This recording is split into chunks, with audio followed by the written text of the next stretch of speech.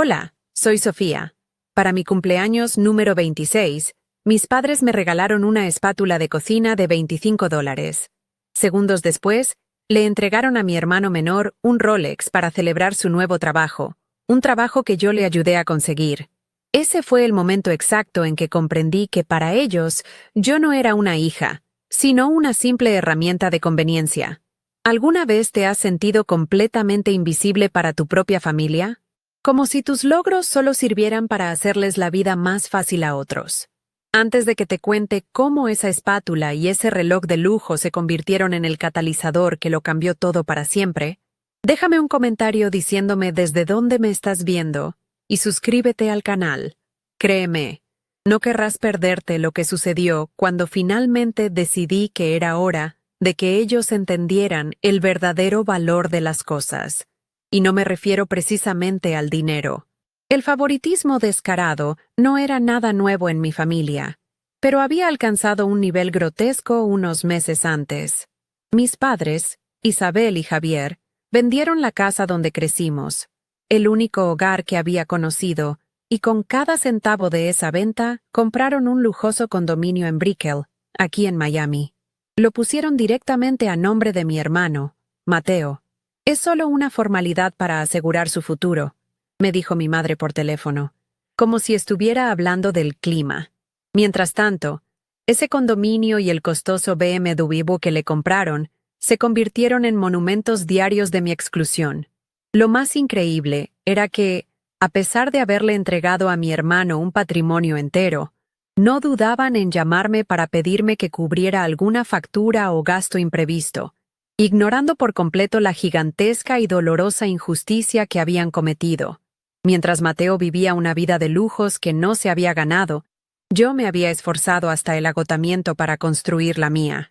Como diseñadora gráfica independiente, pasé años trabajando noches y fines de semana, ahorrando cada dólar para poder comprar mi propio apartamento en Wynwood. Es un espacio moderno, minimalista, lleno de luz y de plantas. Es mi santuario. El único lugar en el mundo donde siento que mi valor no está en discusión. Cada mueble, cada cuadro en la pared, es un testimonio de mi independencia. Una independencia que ellos parecían ver no como un logro, sino como una prueba de que yo no necesitaba nada de ellos. Daban por sentado mi éxito, asumiendo que mi autosuficiencia era una fuente inagotable a la que podían recurrir cada vez que la irresponsabilidad de Mateo generaba un nuevo problema financiero. Recuerdo perfectamente cuando tenía 16 años y gané una beca estatal de arte por un portafolio en el que había trabajado durante un año entero. Cuando se lo conté a mis padres, mi madre simplemente dijo: «Qué bien, mija, sabíamos que lo lograrías», y cambió de tema. No hubo celebración, ni siquiera una cena especial. Unas semanas después, Mateo, que reprobaba 2 materias, logró pasar el año escolar por la mínima. Mis padres organizaron una gran fiesta en el patio trasero. Invitaron a toda la familia y le regalaron la consola de videojuegos más nueva del mercado.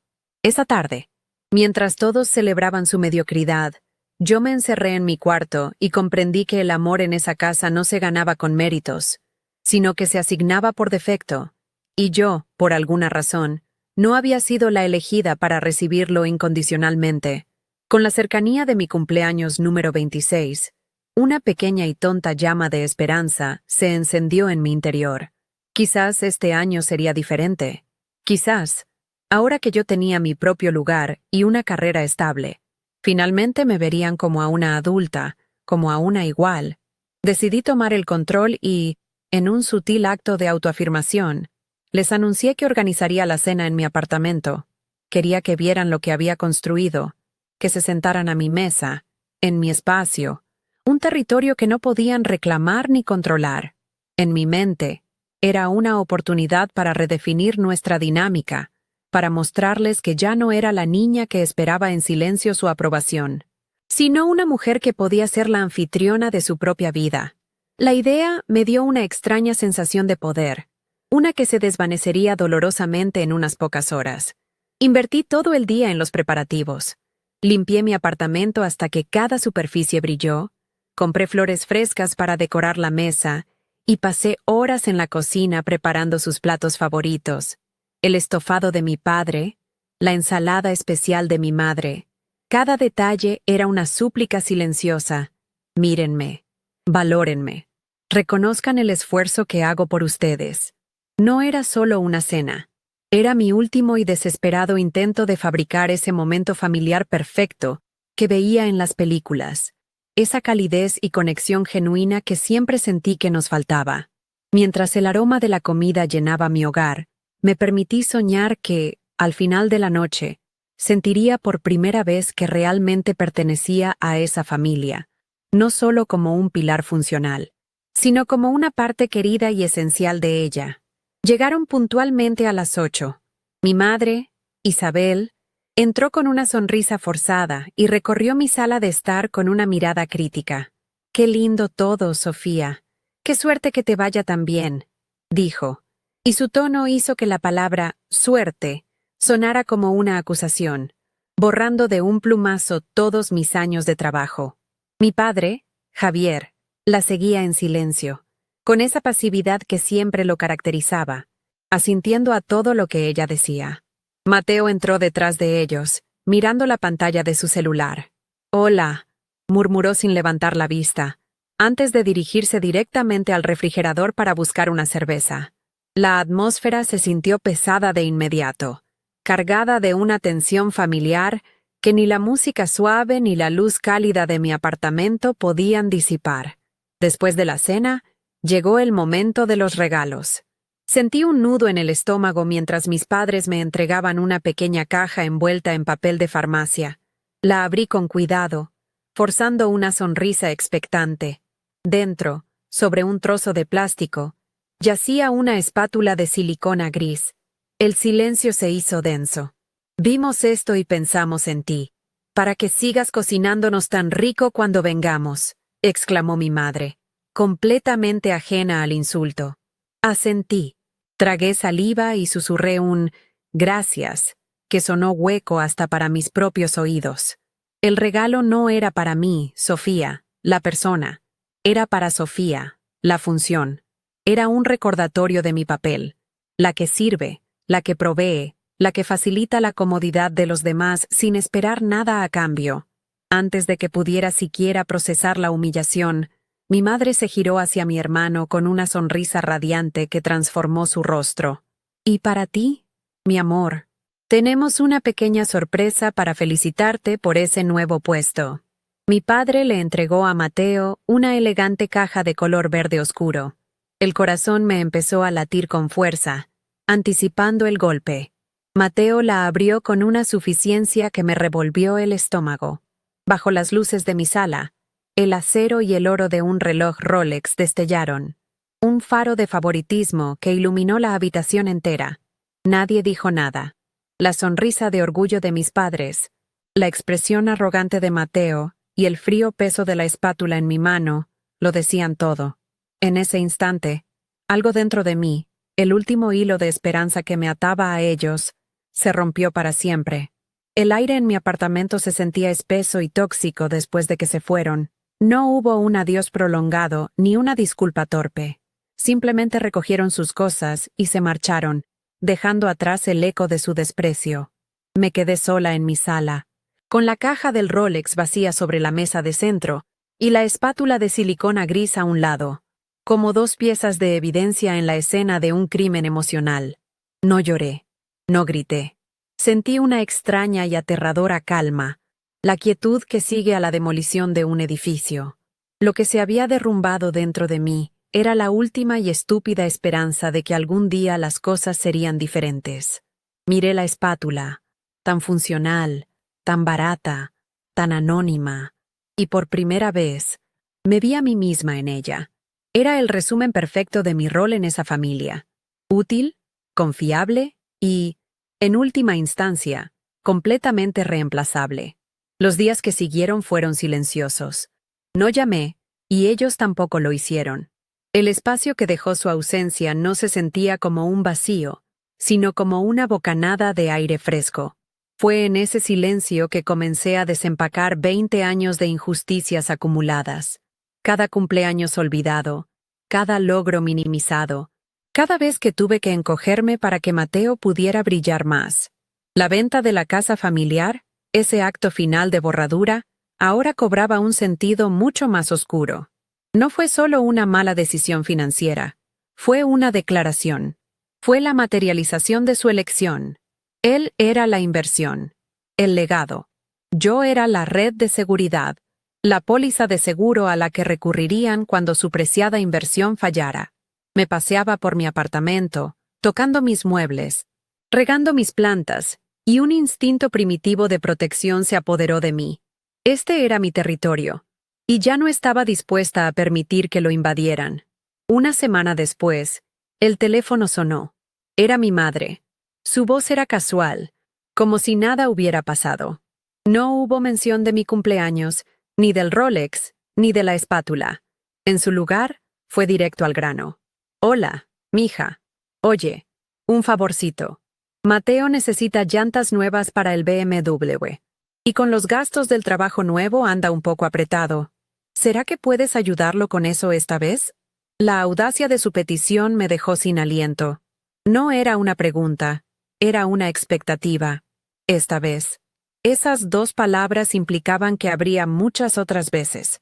Un ciclo interminable de servicio. Sentí la vieja punzada de obligación, el condicionamiento de toda una vida para decir que sí. Pero entonces, la imagen del reloj de oro brillando en la muñeca de mi hermano apareció en mi mente, y una frialdad que no sabía que poseía se instaló en mi pecho. «Déjame ver qué puedo hacer, mamá. Te aviso», respondí, y colgué antes de que pudiera replicar. La ironía más cruel era que ese trabajo nuevo que le generaba tantos gastos era una creación mía. No solo le había pasado el contacto de un cliente importante que buscaba un gerente de proyectos junior, había pasado 2 noches enteras reescribiendo su currículum, inflándolo con responsabilidades que apenas había rozado en sus pasantías. Lo preparé para las entrevistas, creando listas de posibles preguntas y ensayando las respuestas con él hasta la madrugada. Él se presentó, sí, pero lo hizo caminando sobre un puente que yo le había construido ladrillo a ladrillo. El Rolex no era solo un regalo para celebrar su éxito, era un monumento a mi trabajo no reconocido, una recompensa que mis padres le entregaron a él por un esfuerzo que había sido mío. Se estaban felicitando a sí mismos a través de él, usando mi sudor como combustible para su orgullo parental, y ni siquiera se daban cuenta. Mi madre volvió a llamar 2 días después. Su tono ya no era casual, sino teñido de una impaciencia mal disimulada. «Sofía, ¿qué pasó con lo de las llantas? Mateo las necesita para ir a la oficina. No puede seguir usando el auto así. Es peligroso». La manipulación era tan burda, tan infantil. De repente, la seguridad de mi hermano era mi responsabilidad. «Tú que trabajas desde casa, tienes más tiempo para encargarte de esas cosas», añadió, como si mi carrera fuera un pasatiempo que podía pausar a su antojo. La vieja Sofía se habría disculpado y habría transferido el dinero inmediatamente. Pero la nueva Sofía, la que nació esa noche de cumpleaños, estaba empezando a encontrar su voz. «No, mamá, no puedo encargarme de eso. Tengo mucho trabajo», dije, y las palabras se sintieron extrañas y poderosas en mi boca. Hubo un silencio atónito al otro lado de la línea antes de que ella colgara abruptamente. La respuesta no tardó en llegar. Unos días más tarde, mi padre, el pacificador silencioso, me envió un mensaje de texto. Era una foto de Mateo, sonriendo con arrogancia, apoyado en su BMW que ahora lucía 4 llantas nuevas y relucientes. El texto debajo de la foto decía: «Problema resuelto. Tu hermano es un hombre de recursos». No era un simple mensaje. Era un ataque calculado, una pieza de propaganda familiar diseñada para herirme.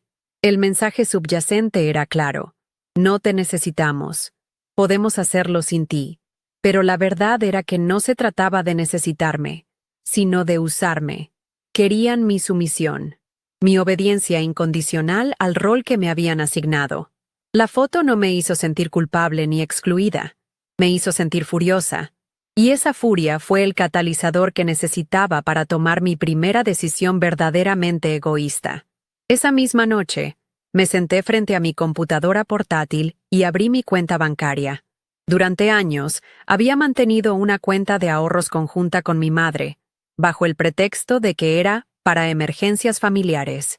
En realidad, se había convertido en el fondo de rescate personal de Mateo. Vi la última transacción, un retiro de $800 en una tienda de llantas. La prueba estaba ahí, fría y digital. Sin dudarlo un segundo, abrí una nueva cuenta de ahorros de alto rendimiento, solo a mi nombre. Transferí cada centavo de mis ahorros personales a esa nueva cuenta, vaciando por completo el fondo de emergencias que ellos habían saqueado durante tanto tiempo. Mientras veía el saldo de la cuenta conjunta caer a cero, sentí como si estuviera cambiando las cerraduras de mi propia vida. Fue un acto silencioso de rebelión, un muro financiero que ellos no podrían escalar. El recuerdo de cómo me anunciaron lo del condominio de Brickell volvió a mí con una claridad dolorosa.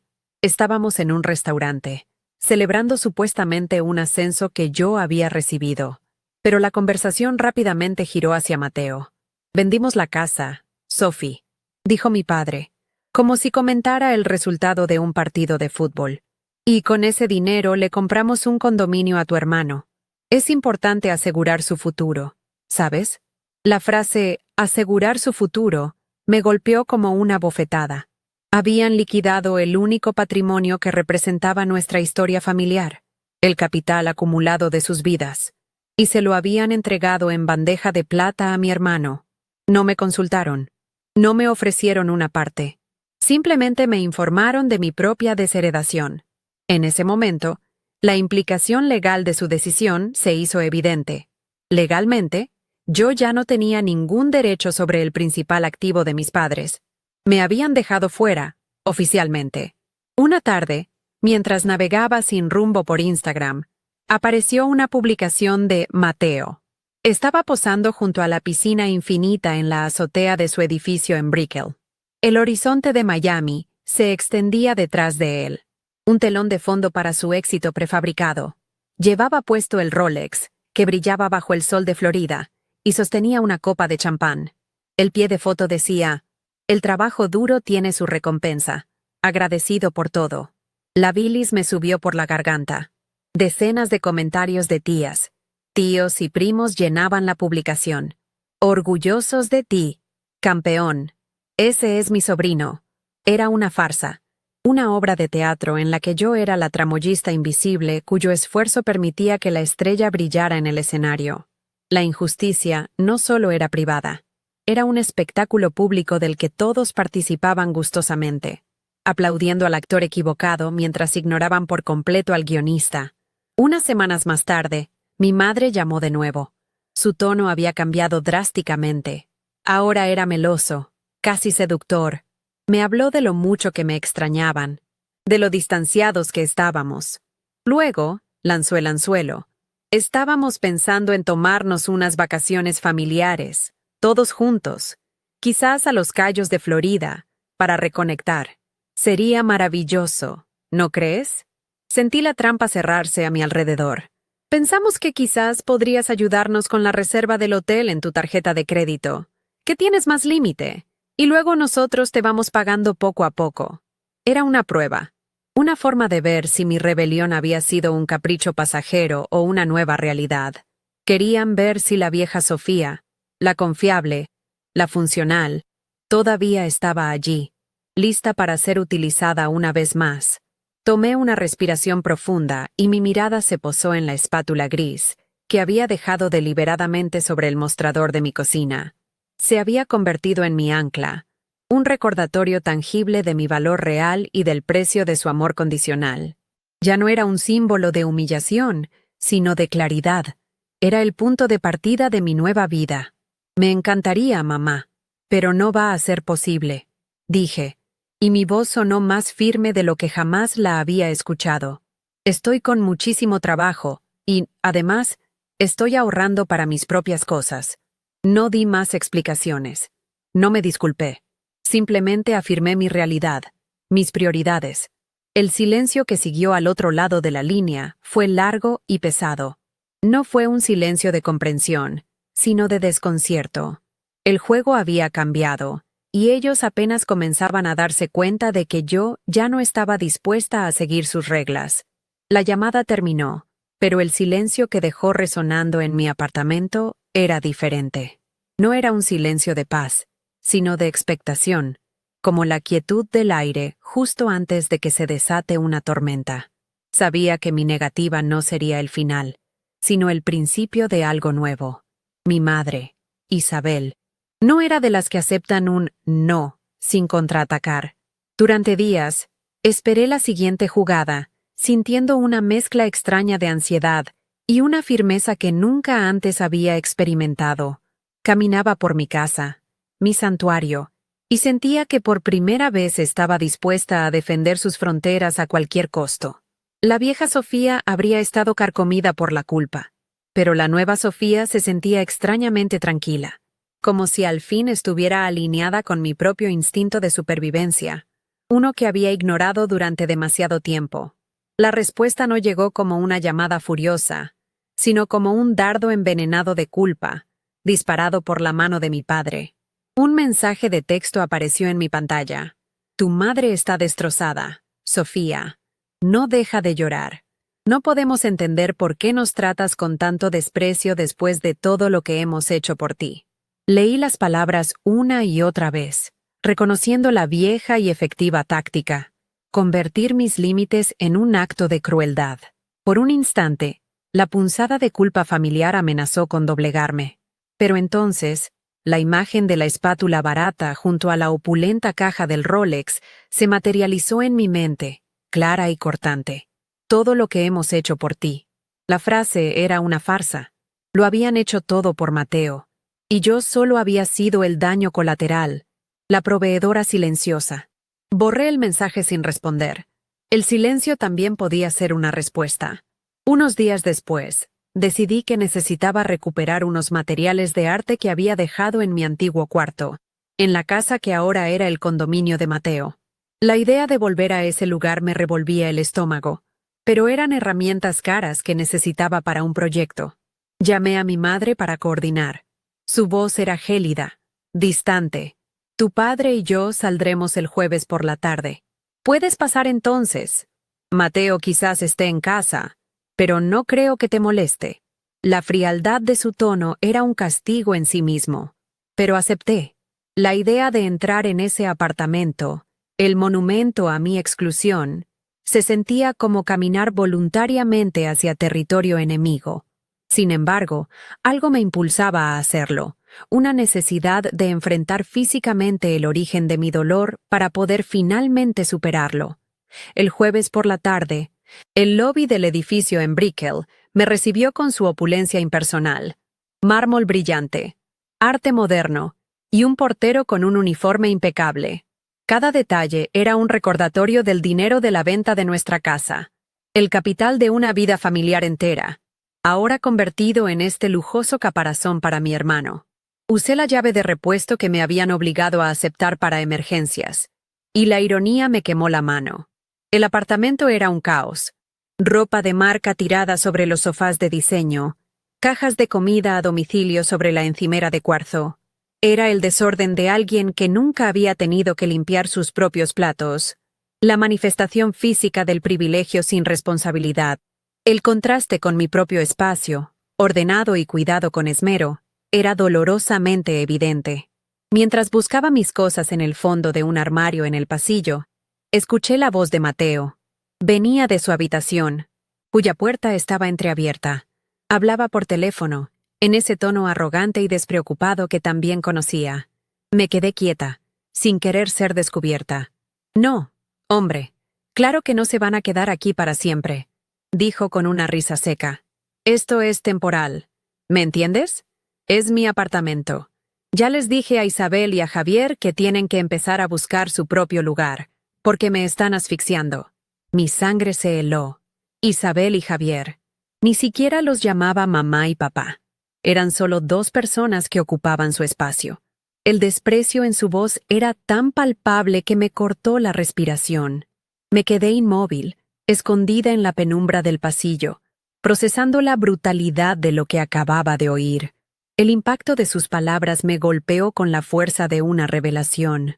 Mis padres no eran los dueños de la situación, como pretendían hacer creer. Eran inquilinos en la vida de su propio hijo, con un plazo de desalojo inminente. Habían sacrificado su seguridad, su hogar y su dignidad por un hijo que los veía como una simple molestia, un obstáculo para su estilo de vida. Sentí una oleada de emociones contradictorias, una punzada de lástima por su ceguera, pero también una extraña y amarga sensación de justicia. Ellos habían creado a este monstruo de egoísmo, alimentándolo con cada sacrificio y cada injusticia cometida en mi contra. Y ahora, su creación se estaba volviendo contra ellos. Agarré mi caja de materiales y salí de allí sin hacer ruido, como una ladrona escapando de la escena de un crimen que no era el suyo. De vuelta en mi coche, con el aire acondicionado a toda potencia para combatir el calor de Miami, la conversación de Mateo resonaba en mi cabeza. Es mi apartamento. Esa frase lo resumía todo. No era una formalidad, como me habían dicho. Era un documento legal, un traspaso de poder absoluto. Mis padres se habían despojado voluntariamente de cualquier control, entregándole las llaves de su futuro a la persona menos indicada. Comprendí entonces que la crisis que se avecinaba no sería por mi culpa, no por haberles dicho que no a unas vacaciones. La estructura familiar que ellos habían construido sobre la base del favoritismo y la injusticia se estaba desmoronando desde adentro. El hijo dorado, el centro de su universo, era en realidad un agujero negro que estaba a punto de devorarlos. Una semana después, el teléfono sonó. Era mi madre. Su voz había perdido toda la frialdad anterior y ahora estaba teñida de una ansiedad mal disimulada. Hola, mija. Oye, una pregunta rápida. ¿Tú de casualidad no tendrás algunos ahorros que no estés usando? Es que surgió un gasto imprevisto con el condominio, una cuota especial de la administración que es bastante alta. La mentira era tan obvia, tan desesperada. Armada con lo que había escuchado, supe de inmediato que no se trataba de ninguna cuota. Era algo más grave.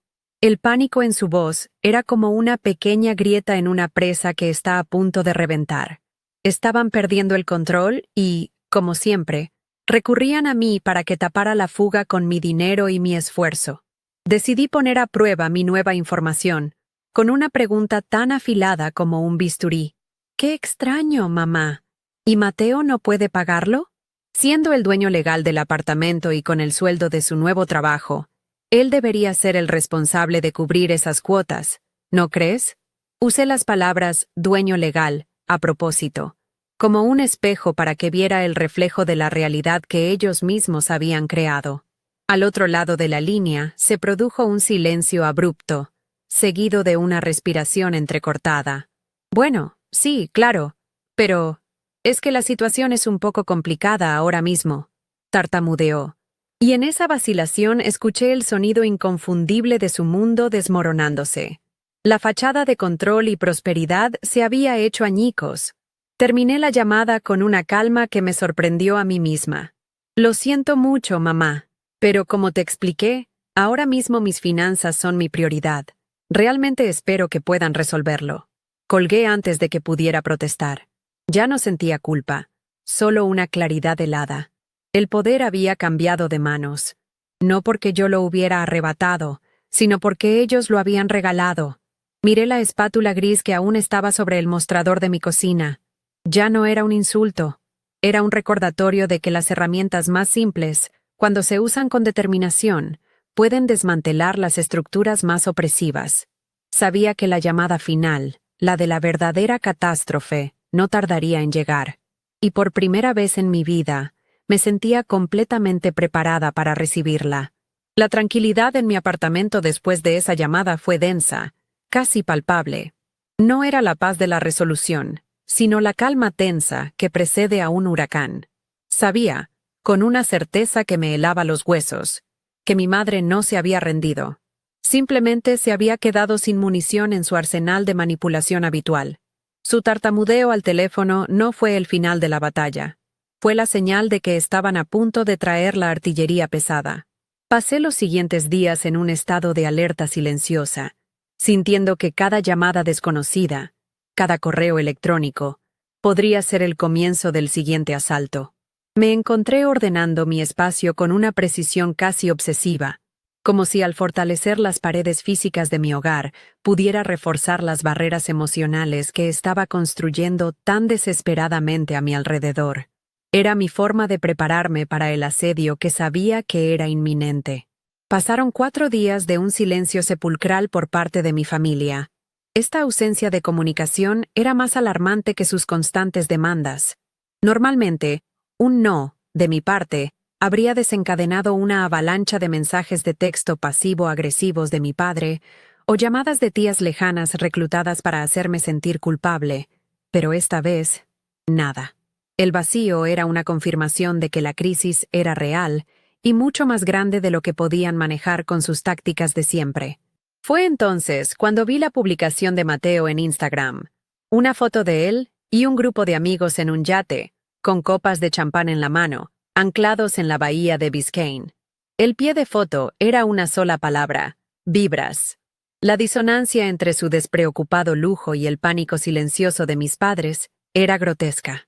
Él estaba celebrando mientras el imperio que ellos construyeron para él se tragaba a sus arquitectos. Una mañana, mientras lavaba los platos, mi mano se detuvo sobre la espátula gris. La saqué del escurridor y la sostuve, sintiendo su peso insignificante en mi palma. Durante semanas, la había visto como un símbolo de mi humillación, un recordatorio de lo poco que valía para ellos. Pero en ese momento, mi perspectiva cambió. Ya no veía un insulto, veía una herramienta de liberación.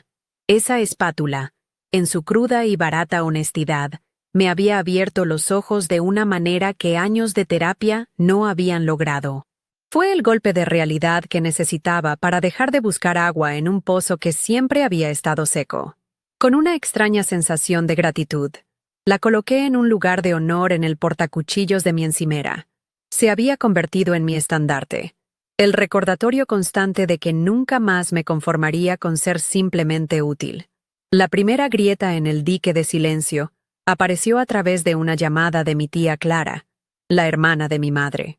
Su voz era un torbellino de ansiedad. «Sophie, mi amor, ¿sabes algo de tus padres? Tu mamá me llamó ayer. Estaba hecha un mar de lágrimas, balbuceando algo sobre Mateo y unas maletas. No le entendí nada. Estaba inconsolable. ¿Pasó algo grave?» La noticia de que el drama se había extendido al resto de la familia me confirmó que el colapso era total.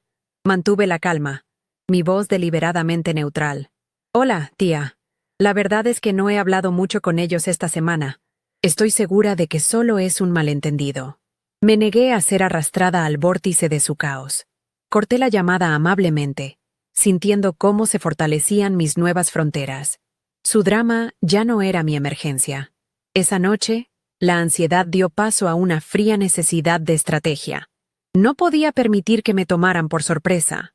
Abrí mi computadora portátil y pasé 2 horas investigando las leyes de responsabilidad filial en el estado de Florida. Necesitaba saber, con certeza legal, cuáles eran mis obligaciones. Descubrí que, si bien existían, eran raramente aplicadas y casi imposibles de hacer valer cuando los padres se habían empobrecido voluntariamente al ceder sus activos a otro hijo. El conocimiento fue como una armadura. Ya no se trataba solo de una decisión emocional. Ahora tenía un respaldo lógico y legal. Mi negativa a rescatarlos no era un acto de crueldad filial, sino una consecuencia directa y previsible de sus propias acciones documentadas. Me sentí más fuerte, más preparada para la confrontación que se avecinaba. El siguiente mensaje llegó a la mañana siguiente. Era de mi padre. El tono era completamente diferente a cualquiera que hubiera usado antes. Se había despojado de toda su habitual fachada pasivo-agresiva, dejando al descubierto una desesperación pura y sin filtros. «Sofía, por favor, llámame en cuanto leas esto. Es una emergencia.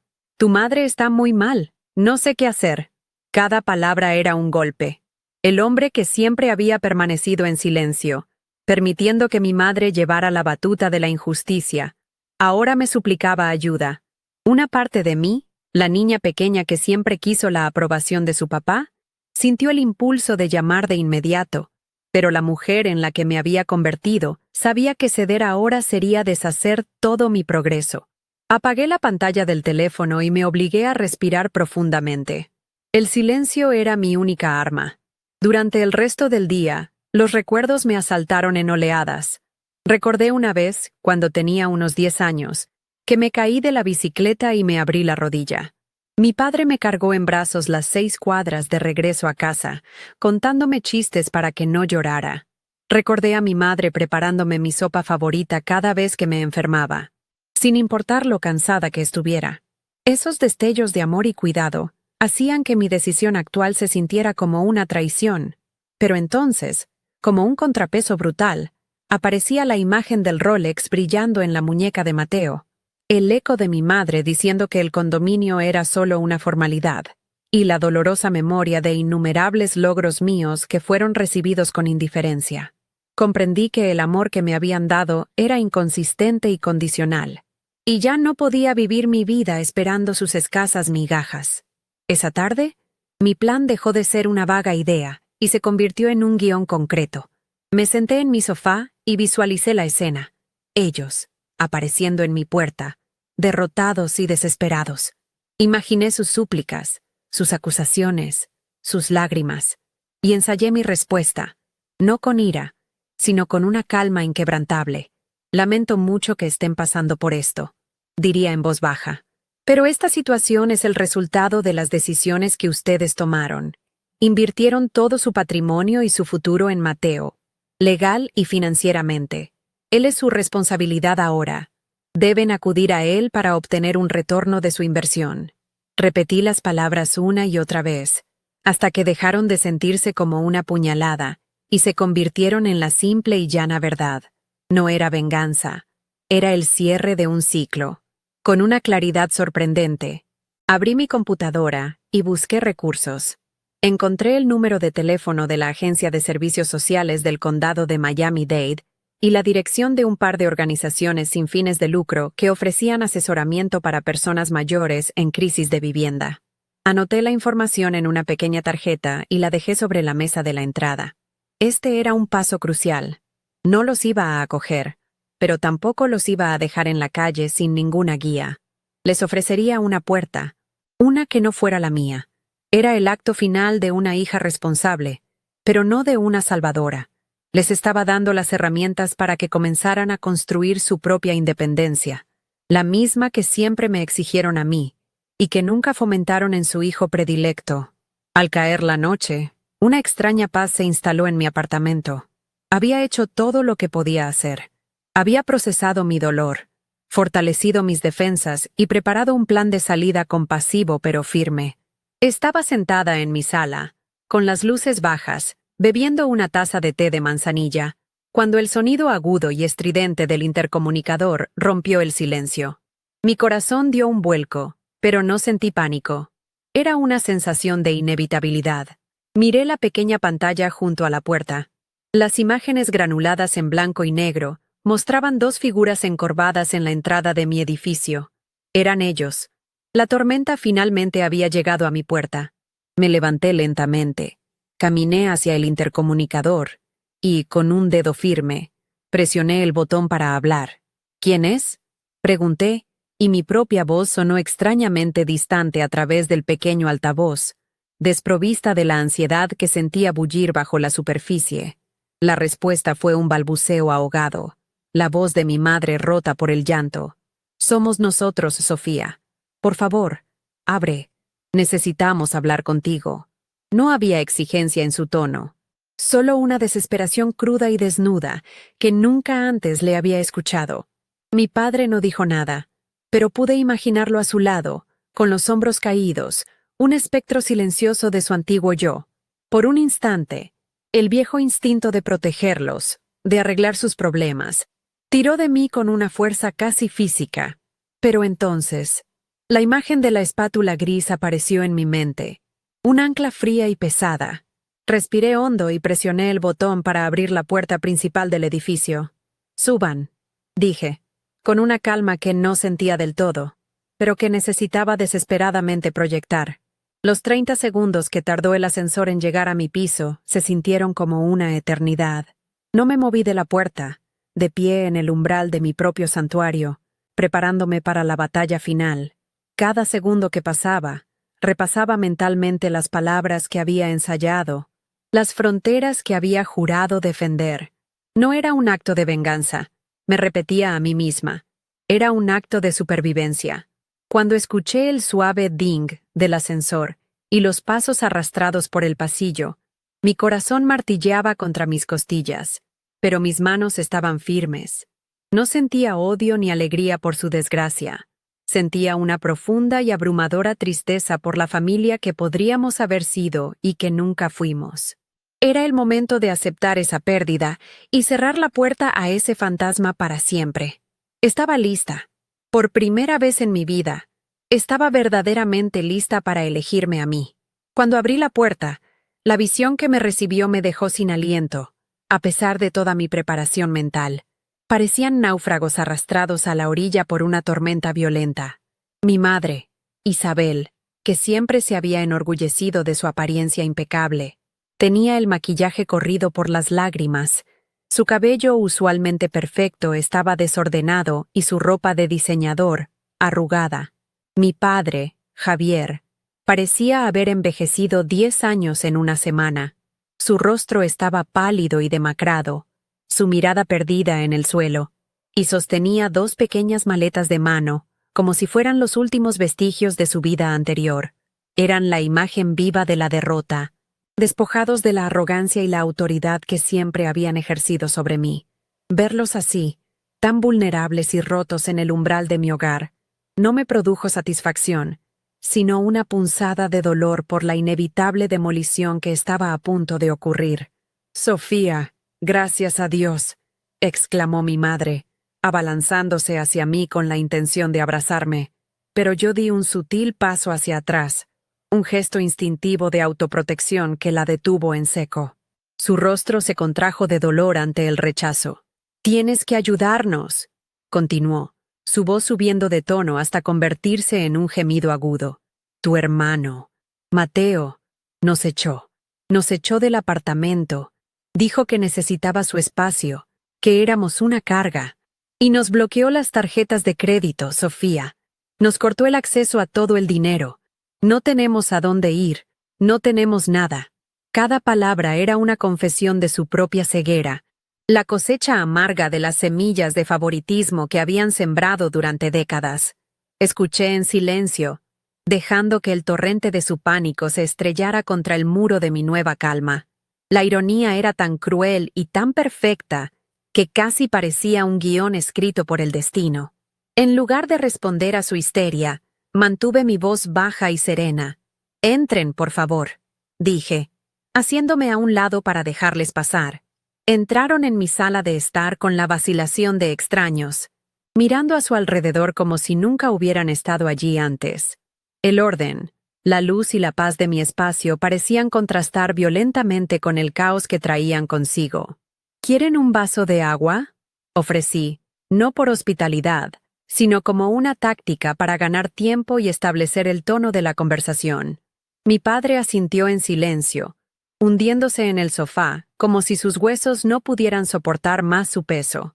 Mi madre se negó con un gesto impaciente de la mano, quedándose de pie en medio de la habitación, vibrando con una energía frenética. Mi calma la estaba desquiciando. Ella esperaba gritos, recriminaciones, un drama familiar al que estaba acostumbrada. Pero yo ya no jugaba a ese juego. Fue mi padre quien finalmente llenó el silencio con los detalles sórdidos de su caída. Habló con una voz monótona y rota, sin mirarme a los ojos. Explicó cómo Mateo había empezado a quejarse de su presencia, cómo las discusiones se habían vuelto diarias, cómo finalmente les había entregado un aviso de desalojo informal, recordándoles fríamente que el condominio estaba legalmente a su nombre. «Creímos que era una rabieta, que se le pasaría», susurró Javier, y en su voz escuché el eco de una vida entera de excusas y justificaciones para su hijo. Pero esta mañana, las cerraduras estaban cambiadas. Nos dejó las maletas en el pasillo con una nota, y cuando intentamos usar las tarjetas para un hotel, Todas fueron rechazadas. Cortó todo. La revelación de que habían puesto las finanzas bajo el control de Mateo fue la pieza final del rompecabezas de su imprudencia, la prueba definitiva de su ciega e ilimitada devoción por él. Mi madre, al ver que su pánico no me conmovía, cambió de táctica, recurriendo al arma que siempre le había funcionado: la culpa.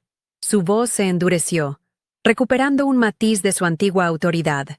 Ya basta de detalles, Javier. Sofía, esto es simple. Somos tus padres. Nos quedaremos aquí contigo hasta que resolvamos esto. Tienes espacio de sobra. No era una petición, era una orden. Tú eres la responsable, la que siempre ha tenido la cabeza sobre los hombros. Es tu deber cuidarnos ahora. Siempre lo ha sido. Esas palabras, es tu deber, resonaron en la habitación, cargadas con el peso de 26 años de expectativas no correspondidas y sacrificios no reconocidos. Fue el error final que cometió.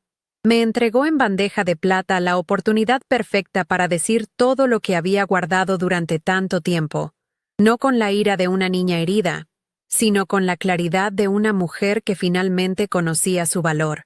La miré directamente a los ojos, y luego a mi padre, que finalmente había levantado la vista del suelo. Mi voz, cuando hablé, era tan tranquila y afilada como un trozo de cristal. Lamento mucho que estén pasando por esto.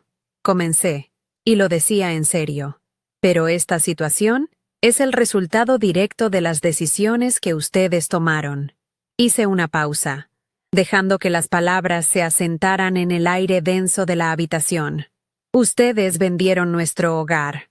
Le dieron a Mateo el condominio, el coche, el dinero y, en esencia, todo su futuro. Tomaron una decisión de inversión muy clara. Invirtieron todo lo que tenían en él. Levanté una mano para detener la protesta que comenzaba a formarse en los labios de mi madre. Así que ahora, con todo el respeto, deben acudir a él para obtener un retorno de esa inversión, legal y financieramente. Él es su responsabilidad ahora, no yo. El silencio que siguió a mis palabras fue absoluto, tan profundo que podía oír el zumbido del refrigerador en la cocina. Fue el sonido de un universo entero colapsando. El rostro de mi madre pasó por una rápida sucesión de emociones. Primero, una confusión total, como si le hubiera hablado en un idioma extranjero. Luego, una incredulidad que se transformó en una mueca de horror. Y finalmente, una rabia pálida y temblorosa que la dejó sin palabras. Mi padre simplemente se quedó boquiabierto, sus ojos vidriosos fijos en mí, como si estuviera viendo a una extraña. La hija funcional, la red de seguridad confiable, la herramienta de conveniencia, acababa de declarar su independencia de la manera más definitiva posible. La verdad, dicha con calma y sin adornos, había resultado ser más devastadora que cualquier grito o acusación que pudieran haber imaginado. Habían venido esperando una solución, y en su lugar, les había entregado un espejo. No quería que la escena se prolongara en un melodrama. Mi objetivo no era castigarlos, sino liberarme. Con la misma calma, caminé hacia la pequeña mesa junto a la entrada, donde había dejado la tarjeta que había preparado. La recogí y volví hacia ellos, extendiéndosela a mi padre, cuya mano temblaba visiblemente al tomarla. No los voy a acoger en mi casa, porque este es mi espacio y necesito proteger mi paz, dije suavemente. Pero tampoco los voy a dejar en la calle sin ninguna guía. En esa tarjeta están los números de la Agencia de Servicios Sociales del Condado y de 2 organizaciones que ayudan a personas mayores con viviendas asequibles y asesoramiento financiero. Ustedes me enseñaron, a la fuerza, a ser independiente. Ahora es su turno de aprender. Tienen las herramientas para empezar. Mi padre miró la tarjeta en su mano como si fuera un objeto alienígena. Mi madre finalmente encontró su voz, pero era solo un susurro ahogado y venenoso. Después de todo lo que hemos hecho por ti. No terminó la frase.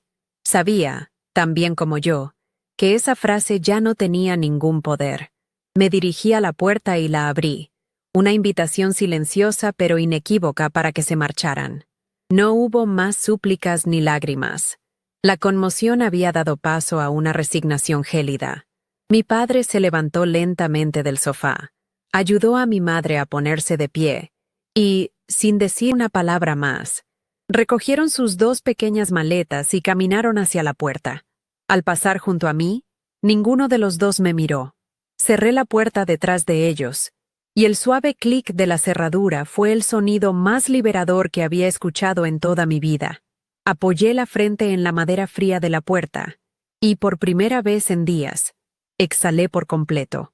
Después de que la puerta se cerró, el silencio en mi apartamento fue ensordecedor. No era el silencio pacífico al que estaba acostumbrada, sino uno pesado, denso, lleno del eco de todo lo que no se había dicho durante años y que finalmente había sido liberado. Me quedé de pie, con la espalda apoyada contra la puerta, y sentí cómo un temblor recorría todo mi cuerpo, la adrenalina de la confrontación abandonándome de golpe. No sentí triunfo ni alegría, solo un vacío inmenso y una profunda tristeza por la familia que había perdido, o más bien, por la familia que me di cuenta de que nunca había tenido realmente. Caminé hasta la ventana y miré las luces de Miami. El mundo seguía girando, ajeno a la implosión de mi pequeño universo familiar. Esa noche dormí por primera vez sin la pesada carga de su aprobación, y me sentí extrañamente ligera, como si me hubieran quitado un ancla que llevaba atada al cuello toda la vida. Los días siguientes fueron una prueba para mi nueva resolución. Mi tía Clara me llamó varias veces, su voz una mezcla de curiosidad y pánico. Al principio, intentó sonsacarme información con preguntas indirectas, pero al encontrar solo respuestas corteses y evasivas, pasó a la ofensiva. No puedo creer que seas tan cruel, Sofía. Son tus padres. ¿Qué clase de hija eres? La escuché sin interrumpir, sintiendo cómo sus palabras, que antes me habrían destrozado, ahora rebotaban en un escudo invisible que yo misma había forjado. Tía, te quiero mucho, pero este es un asunto privado entre mis padres y yo. No voy a discutirlo contigo, le dije con una firmeza que la dejó sin palabras. Después de esa llamada, el resto de la familia pareció recibir el mensaje. Las llamadas cesaron. El silencio se convirtió en mi aliado, una frontera que nadie más se atrevió a cruzar. Aproximadamente un mes después, me enteré de su situación, no porque me buscaran, sino a través de un primo lejano que me llamó para un asunto de trabajo. Me contó, con un tono chismoso, que Isabel y Javier habían alquilado un pequeño apartamento de una habitación en Hialeah, a mundos de distancia del lujo de Brickell. Javier, que se había jubilado anticipadamente hacía 5 años, había tenido que volver a trabajar, aceptando un puesto de supervisor en un almacén. Mi madre, Isabel, se negaba a salir de la casa, consumida por la vergüenza de su drástica caída social. No habían usado la tarjeta que les di. Su orgullo, al parecer, era lo único que les quedaba. La noticia no me produjo ninguna emoción particular, solo una distante constatación de las consecuencias. Eran las réplicas lógicas de un terremoto que ellos mismos habían provocado. En cuanto a Mateo, la historia que escuché fue aún más predecible. Después de echarlos, había cortado todo contacto. Cambió su número de teléfono y bloqueó a toda la familia en las redes sociales. Aparentemente, la presión de ser la única fuente de ingresos y el centro de sus problemas se volvió demasiado para él.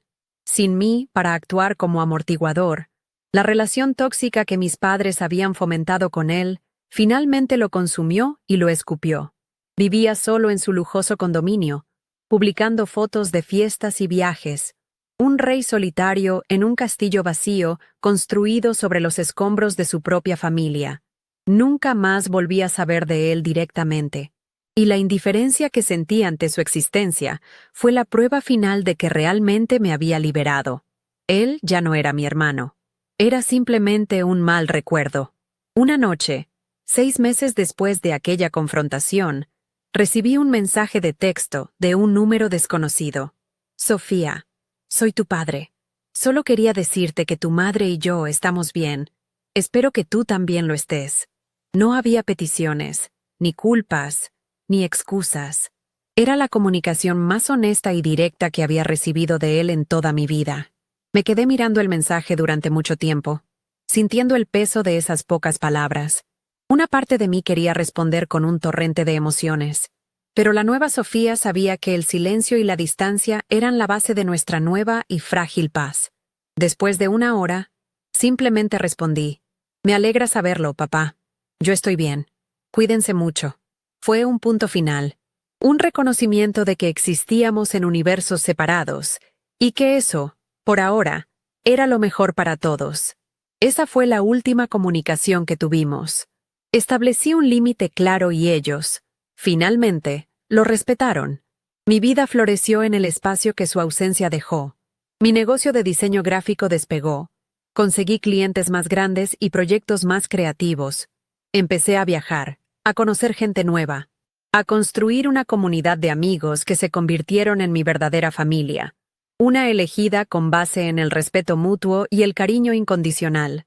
Mi apartamento en Wynwood dejó de ser solo un santuario y se convirtió en un hogar vibrante, lleno de risas, de cenas con amigos y de la paz que solo se encuentra cuando uno es el único arquitecto de su propia vida. La soledad que tanto había temido resultó ser, en realidad, una libertad gloriosa. A veces, mientras cocino, mi mano se posa sobre la espátula de silicona gris que todavía guardo en un cajón. Ya no la veo como un símbolo de humillación. Ahora la veo con una especie de gratitud irónica. Fue un regalo de $25 que me compró una libertad que no tiene precio.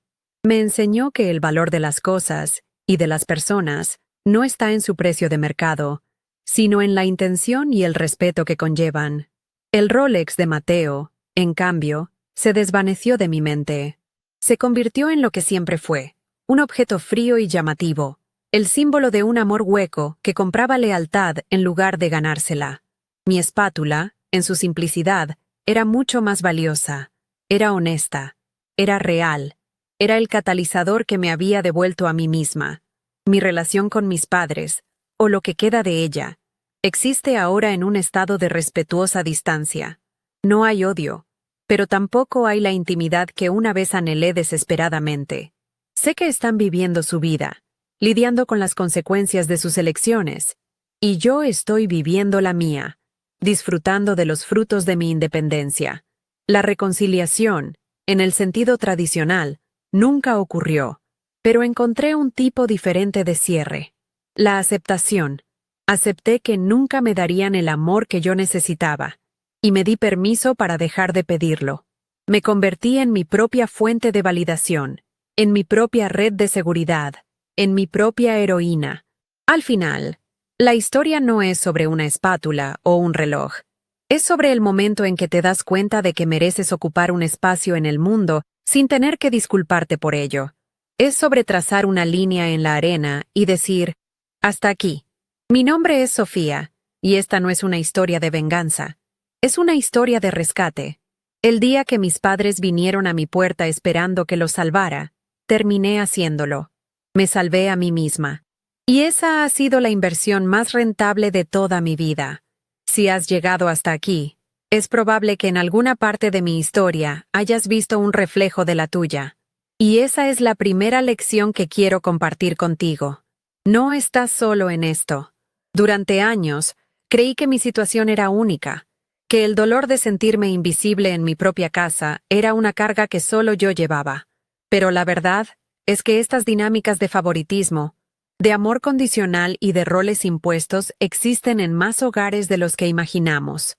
El primer paso para sanar no es confrontar a los demás, sino reconocerte a ti mismo en las historias de otros y entender que tu dolor es válido. No te estás volviendo loco, no estás exagerando. Lo que sientes es real, y tienes todo el derecho del mundo a querer algo mejor para tu vida, a exigir un amor que no venga con una lista de condiciones. Aprendí que la palabra deber puede ser la jaula más peligrosa de todas. Nos enseñan que tenemos el deber de honrar a nuestros padres, de cuidar a nuestros hermanos, de poner a la familia por encima de todo. Pero nadie nos enseña que nuestro primer y más sagrado deber es con nosotros mismos. No es egoísmo, es supervivencia. No puedes seguir encendiendo las luces de la casa de otros si eso significa quedarte a oscuras. Mi mayor acto de amor hacia mí misma fue redefinir ese deber. Comprendí que mi obligación no era ser la red de seguridad eterna de mi familia, sino convertirme en la arquitecta de mi propia paz. Proteger tu bienestar no te convierte en una mala persona, te convierte en una persona completa, una que finalmente entiende que no se puede servir a nadie desde el resentimiento y el agotamiento. Y quizás la lección más poderosa fue descubrir la fuerza que hay en una negativa tranquila. Durante toda mi vida, pensé que para ser escuchada necesitaba gritar, pelear, presentar pruebas de mi dolor. Pero la noche en que mis padres llegaron a mi puerta, descubrí que el acto más revolucionario es simplemente decir no con calma y firmeza. Un no que no necesita justificación, que no pide disculpas, que no abre la puerta a la negociación. Ese no fue más devastador para la dinámica tóxica que cualquier discusión acalorada. Les quitó el poder, no porque yo se los arrebatara, sino porque dejé de entregárselo voluntariamente. Les obligó, por primera vez, a enfrentarse al espejo de sus propias decisiones sin que yo estuviera allí para suavizar el reflejo. A veces, el silencio es la respuesta más elocuente. También entendí la diferencia crucial entre el perdón y la aceptación. La sociedad nos presiona para perdonar, para buscar la reconciliación a toda costa. Pero hay heridas que no se pueden cerrar volviendo al lugar donde nos las hicieron. Para mí, la paz no llegó a través del perdón, sino de la aceptación radical. Acepté que mis padres eran quienes eran. Acepté que su forma de amar era limitada y que nunca podrían darme lo que yo necesitaba. Y al aceptar esa verdad, dejé de esperar. Dejé de luchar contra una realidad inamovible. Soltar esa esperanza fue doloroso, pero también fue lo que finalmente me liberó. Aceptar a las personas como son, y no como desearíamos que fueran, te devuelve el control sobre tu propia felicidad. Esta experiencia me enseñó a expandir mi definición de familia. La sangre te hace pariente, pero son la lealtad, el respeto y el amor incondicional los que te hacen familia. Me di cuenta de que había pasado años mendigando migajas de afecto en una mesa, donde no era bienvenida, mientras ignoraba el banquete de amor que mis amigos me ofrecían cada día. Invertí mi energía en esas relaciones, en las personas que celebraban mis logros sin sentir envidia, que me escuchaban sin juzgar y que me querían por ser yo, no por lo que podía hacer por ellos. Construye tu propia tribu. Riega los jardines donde las flores crecen de verdad. A veces, la familia que elegimos es la que finalmente nos enseña cómo se siente un verdadero hogar. Al final, todo se reduce a una simple pregunta. ¿Dónde estás invirtiendo tu vida? Mis padres invirtieron su patrimonio en un hijo que los vio como un cajero automático. Yo invertí mi juventud en buscar la aprobación de personas que solo me veían como una herramienta. El Rolex y la espátula no eran solo regalos, eran símbolos de esas malas inversiones. La lección más valiosa que aprendí es que tú eres tu activo más importante. Invierte en tu paz, en tu educación, en tu salud mental, en tus sueños. El retorno de esa inversión no se mide en dinero, sino en libertad, en noches de sueño tranquilo y en la capacidad de mirarte al espejo y sentirte orgulloso de la persona que has decidido ser. Esa es la única riqueza que nadie podrá quitarte jamás.